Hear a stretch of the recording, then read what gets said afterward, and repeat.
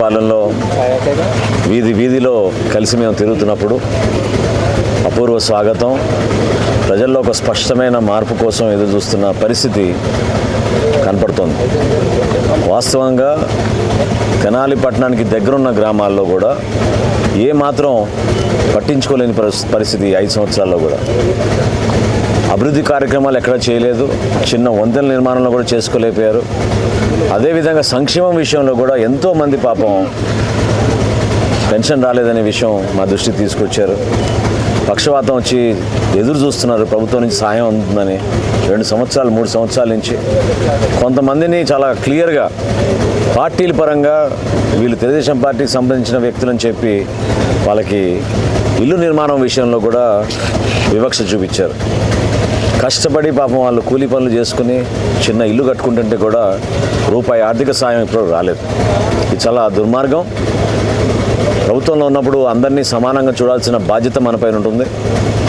కంచెలపాలెంకి ఉన్న చరిత్ర, ఎంతోమంది ఇక్కడ ఉన్నత స్థాయికి వెళ్ళారు, త్యాగాలు చేశారు.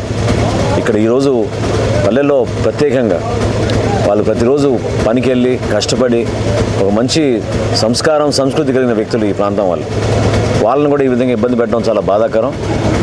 వాళ్ళందరికీ హామీ ఇస్తున్నాం. Telugu Desam party, Janasena party, Bharatiya Janata party కలిసికట్టుగా మా ప్రభుత్వం ఏర్పడిన వెంటనే వాళ్ళకి రావాల్సిన సంక్షేమం, అది పెన్షన్ కానివ్వండి, ఇల్లు కట్టుకునే అవకాశం కానివ్వండి, ఎంతోమంది పాపం ఎదురు చూస్తుంది ప్రభుత్వం నుంచి. చితికిపోయిన కుటుంబాల్లో ఎక్కువ అన్నిటికన్నా పెద్ద సమస్య వాళ్ళకి ఆరోగ్యపరంగా ఆ రోజు వచ్చి వాళ్ళకి అయిన ఖర్చులు ప్రభుత్వం నుంచి ఏమాత్రం కూడా రాలేదు. వాటి గురించి కూడా ఒకసారి సమీక్షించుకుని మా వంతు మేము వారికి అండగా నిలబడతామని ఈరోజు అందరూ కలిసి వచ్చారు. ఈ గ్రామంలో చాలా అద్భుతమైన రోజు ఇది.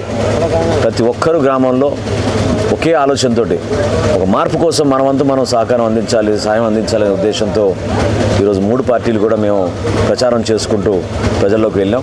కంచెలపాలెంకి తప్పకుండా భవిష్యత్తులో మంచి రోజులు ఉన్నాయి. రాబోయే రోజుల్లో కూడా ఆ మార్పు తీసుకొచ్చే విధంగా ముందుకెళ్తాం. అదేవిధంగా నా పాత మిత్రుడు బొల్లేని బుజ్జి ఈరోజు మరొకసారి నాతో పాటు ప్రయాణం చేయడానికి జనసేన పార్టీలో చేరాడు. మనస్ఫూర్తిగా స్వాగతించుకుంటూ ఈ కార్యక్రమాన్ని విజయవంతం చేసేటట్టు అందరం కూడా కష్టపడి ముందుకు తీసుకెళ్తాం. పెద్దలందరికీ సహకరించినందుకు మనస్ఫూర్తిగా నా ధన్యవాదాలు.